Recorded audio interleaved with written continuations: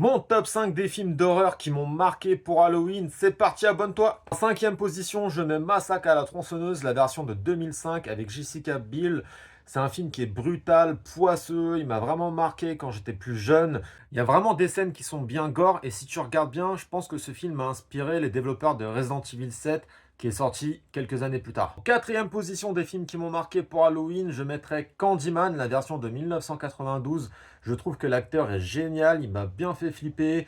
T'as pas intérêt à dire son nom 5 fois dans le miroir. En troisième position, je mets Midsommar. Il n'y a pas de nuit, pas de monstre, juste une secte en plein soleil. Et pourtant, ce film est vraiment glauque, il te met mal à l'aise. Donc c'est ma troisième position. J'ai hésité avec Hereditary, qui est aussi très bon, du même réalisateur. Voilà, c'est kiff kiff. En deuxième position, je mets Get Out de 2017. Pour moi, c'est le meilleur film de Jordan Peele. Encore une fois, pas de monstre, juste une tension sociale qui monte crescendo avec une fin qui est vraiment terrible. Deuxième position. Et en première position, je mets Il est revenu, la version de 1990, alias Ça.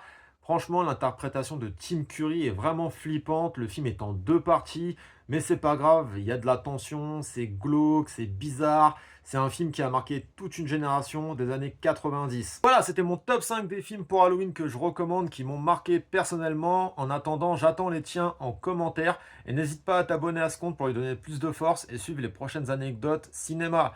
Merci, à la prochaine. Ciao!